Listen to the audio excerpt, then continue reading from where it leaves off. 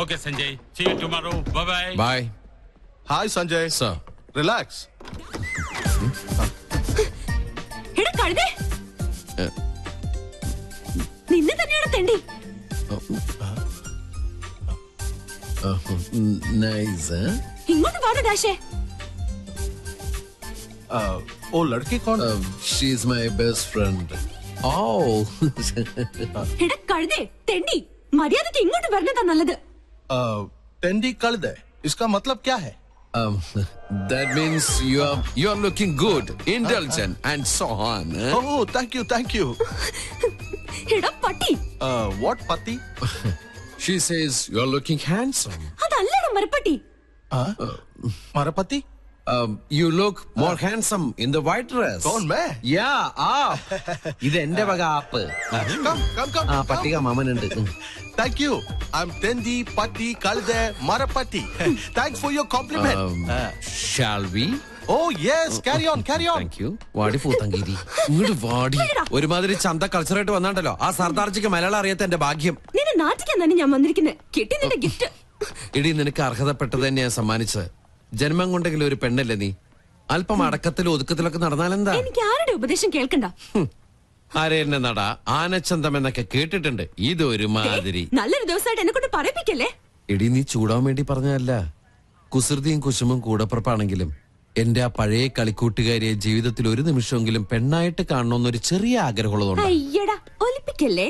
സത്യടി, നീലക്കുറിഞ്ഞി പൂവിനെ പോലെ ആഘോഷിക്കാൻ വിധിക്കപ്പെട്ട നിന്റെ പിറന്നാൾ ദിനത്തില് മനസ്സറിഞ്ഞ് ഞാനൊരു സമ്മാനം പ്രത്യേകം തരുന്നുണ്ട്. തരട്ടെ. ഡോർ ഓർക്കട്ടെ.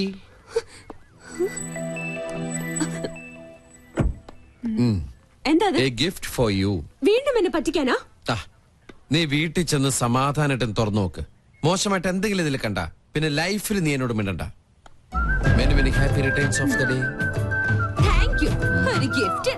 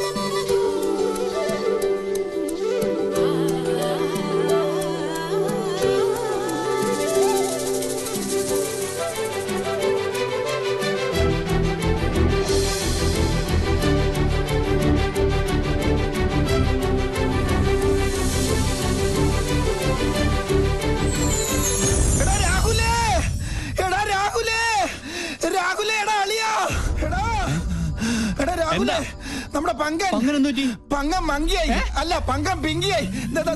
നോക്കിയേ,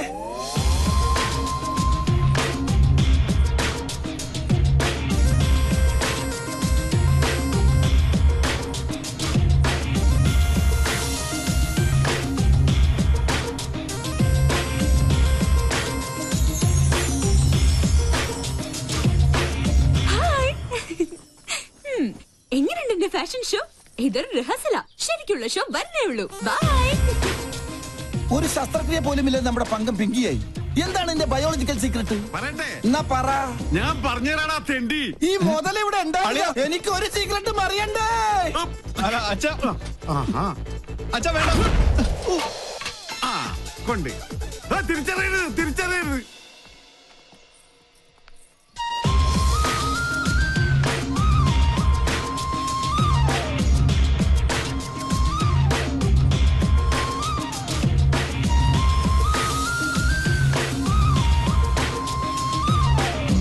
എന്നാലും എവിടെ വെച്ചത് ഞാനത്?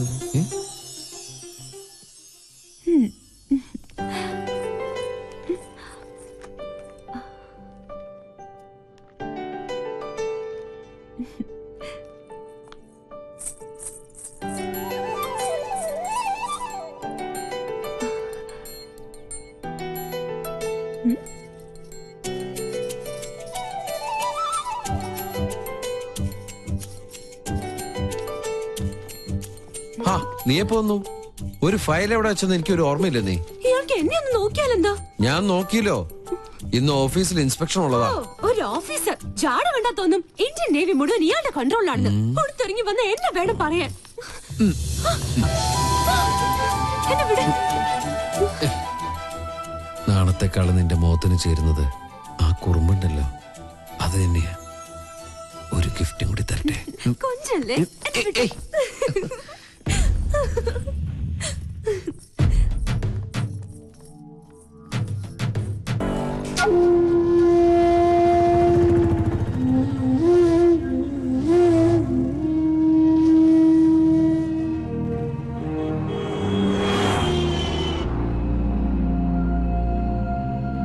ജോത്സ്യന്റെ കുറിപ്പ് നേരിട്ട് കണ്ടാലേ നിനക്ക് മനസമാധാനാവുള്ളൂ എന്ന് എനിക്കറിയാം. 10 പൊരുത്ത. എത്ര കാത്തിരുന്ന അവൾക്ക് ഇങ്ങനെ ഒരു യോഗം ഒത്തുകിട്ടിയത്. നമ്മളെക്കാളും സന്തോഷത്തിലാണ് അവന്റെ വീട്ടുകാര്. നമ്മുടെ തറവാട്ടിൽ പന്തലിട്ട് കേമുമായിട്ട് തന്നെ നടത്തണം. എന്റെ ഒരു ആഗ്രഹ. തീയതി പെട്ടെന്ന് നിശ്ചയിച്ച പോയി വിളിക്കാനും എഴുത്തയക്കാനും ഒക്കെ ഒരു സൗകര്യമായിരുന്നു. പിന്നെ അറിയിച്ചില്ല, നേരാമണ്ണം വിളിച്ചില്ല എന്ന പരാതി ആരുടെ ഭാഗത്തുനിന്നും ഉണ്ടാവാൻ പാടില്ല. സത്യം പറയാലോ, ഇപ്പോഴാ ഞാൻ നിന്നിലൊരു അമ്മയെ കാണുന്നത്. ഈ ഒരു മുഹൂർത്തത്തിന് വേണ്ടി അത്രയ്ക്കേറെ ഞാൻ പ്രാർത്ഥിച്ചിട്ടുണ്ട്.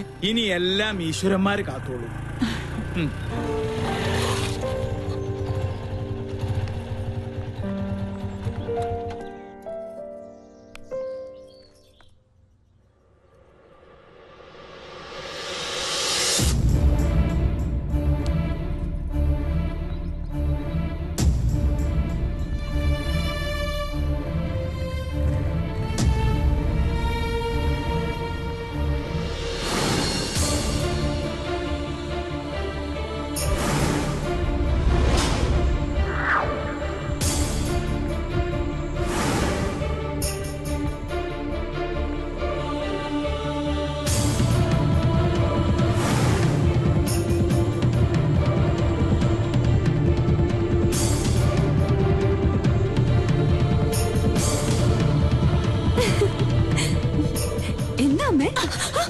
അങ്ങനെ വിളിക്കരുത് എന്നെ. ഒരിക്കൽ നിന്റെ അമ്മയായിട്ട് എന്റെ ജീവിതം തകർത്തു. ഇപ്പൊ നീയായിട്ട് എന്റെ മോളുടെ ജീവിതം തകർക്കരുത്. യാചിക്കുകയാണ്. എന്റെ മോളുടെ ജീവിതം നീയായിട്ട് ഇല്ലാതാക്കരുത്. എന്റെ ഗതി എന്റെ മോൾക്ക് വരുത്തരുത്. എന്താ പറഞ്ഞേ? അപ്പൊ ഞാൻ ആരാ? എനിക്കറിയണം. ആരാ ഞാൻ? പറയൂ. അമ്മയുടെ മോളല്ലെങ്കിൽ പിന്നെ ഞാൻ ആരാ? എനിക്ക് അറിയാൻ പറ്റുള്ളൂ.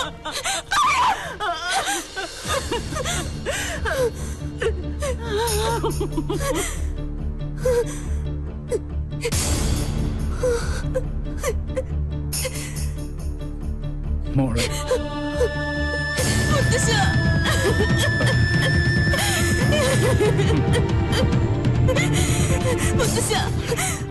കുടുംബത്തിൽ ഞാൻ ആരാ? അവള് പറഞ്ഞു സത്യ, നീ അവളുടെ മോളല്ല.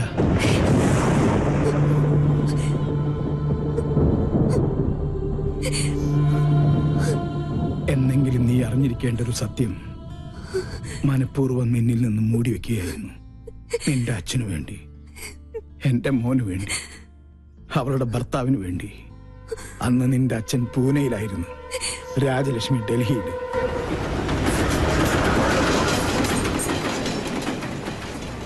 പൂജമോൾക്ക് 1 വയസ്സ് പ്രായം. മേജർ സാഹബ് ബാഹർ ഗയേ ഹൈ. എനിക്കറിയാം ഇപ്പൊ എവിടെയാണെന്ന്. വണ്ടി എടുക്ക. രാജലക്ഷ്മി, എന്താ ഇത്? അവൻ എന്തായാലും ഇങ്ങോട്ട് വരും. അപ്പൊ നമുക്ക് കണ്ടാ പോരാ. എനിക്ക് ഇപ്പൊ തന്നെ നേരിൽ കാണണം.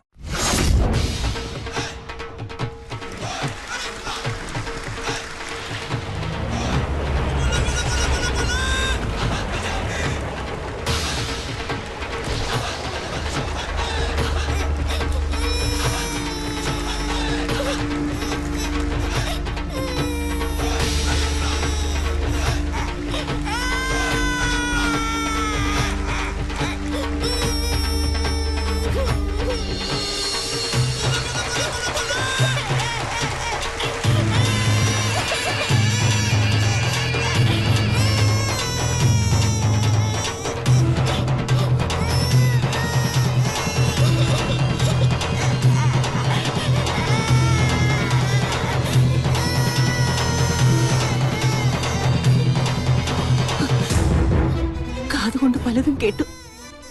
സ്വന്തം ഭർത്താവിന്റെ രഹസ്യബന്ധം നേരിൽ കണ്ടു തന്നെ വിശ്വസിക്കണമെന്ന് തോന്നി. തൃപ്തിയായി. വേണ്ട, ഈ നിമിഷം മുതൽ നമ്മൾ തമ്മിലുള്ള എല്ലാ ബന്ധവും തീർന്നു. പക്ഷെ എന്നെയും എന്റെ മോളെയും വഞ്ചിച്ച് നിങ്ങളെ സുഖമായി ജീവിക്കാൻ ഞാൻ അനുവദിക്കില്ല. ഞങ്ങളുടെ ശവം കൂടി നിങ്ങൾ കാണേണ്ടി വരും.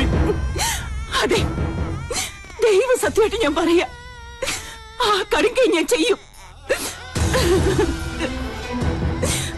എന്തിനാടാ ആ പാവത്തിനോട് ഈ ദ്രോഹം ചെയ്തത്? अच्छा വേണ്ട, അവള് പറഞ്ഞതുപോലെ ഈ നിമിഷം മുതൽ എനിക്ക് ഇങ്ങനൊരു മകനില്ല. वो औरत तुम्हारी पत्नी है क्या? यूं तुम दोनों ने मिलकर उस बेचारी को धोखा दे दिया। क्या तुम पहले से ये बात जानती हो? बोलो, कहो। मैं जानती थी। उस औरत के आंसू एक बच्चे को भी श्रापित कर देगा। तुमने हमारे कुल का नाम मिट्टी में मिला दिया।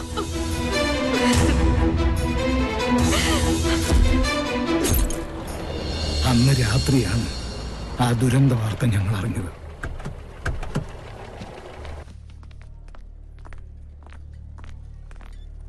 നിന്റെ അമ്മയുടെ ജഡമായിരുന്നു പിന്നീട് ഞങ്ങൾ കണ്ടത്.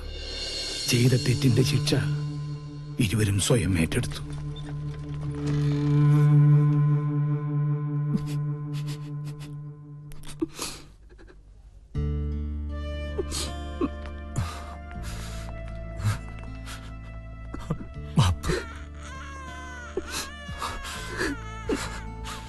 എന്റെ മോളെ വളർത്തും, ഒന്നും അവളെ അറിയിക്കരുത്.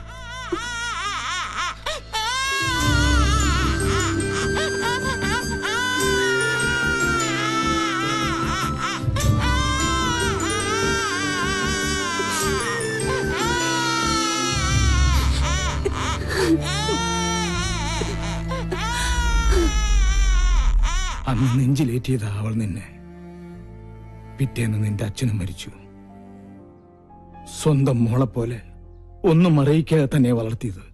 ഒരു നിമിഷം അവള് വാവിട്ട് പറഞ്ഞുപോയി. അപ്പൊ ഈ വീട്ടില് ഞാൻ ആരുമല്ലേ? എന്താ നീ പറയണേ? നീ എത്ര വളർന്നാലും എന്റെ മോൻ അന്നേ ഏൽപ്പിച്ച ആ കൈക്കുഞ്ഞായിട്ട് നിന്നെ ഞങ്ങൾ കണ്ടിട്ടുള്ളൂ. അറിഞ്ഞു തന്നെയാ നിന്റെ എല്ലാ കുസൃതിത്തരങ്ങൾക്കും ഈ മുത്തച്ഛൻ കൂട്ടുനിന്നത്. സ്വന്തം മോളല്ല, എന്നിട്ടും എത്ര വാത്സല്യത്തിന് എന്നെ വളർത്തിയത്. അമ്മയെ എന്തുമാത്രം ഞാൻ വേദനിപ്പിച്ചിട്ടുണ്ട്. ഈ ഞാൻ കാരണമല്ലേ അമ്മയുടെ ജീവിതം പോലും ഇങ്ങനെയായത്? അല്ല, ഒരർത്ഥത്തിൽ പറഞ്ഞ രാജലക്ഷ്മിയുടെ ജീവിതം തകർത്തത് ഈ ഞാനാ. ആ രഹസ്യബന്ധത്തിൽ നിന്നും എന്റെ മോനകറ്റാൻ മനപ്പൊരുത്തം പോലും നോക്കാതെ മുറപ്പെണ്ണിനെ കൊണ്ട് ഞാൻ അവനെ കെട്ടിച്ചു. അവൾക്കൊന്നും അറിയില്ലായിരുന്നു. എന്റെ സ്വാർത്ഥതയ്ക്ക് വേണ്ടി ഞാൻ അവളെ ബലിയാടാക്കിയത്. ഈ മുത്തച്ഛന് ഒരു പ്രായശ്ചിത്തം ചെയ്യണം നിന്നിലൂടെ. അവൾ പൂജമോൾക്ക് വേണ്ടി ഒരുപാട് ആശിച്ചുപോയി. നാട്ടിൽ ചെന്ന് ഞാനും വാക്കുകൊടുത്തു, ഈ കല്യാണം തന്നെ നടക്കട്ടെ. സഞ്ജയനോട് വല്ല മോഹവും മനസ്സിൽ തോന്നിയിട്ടുണ്ടെങ്കിൽ എന്റെ മോളത് മറക്കണം. ഈ മുത്തച്ഛന്റെ ഒരു അപേക്ഷയാണ്.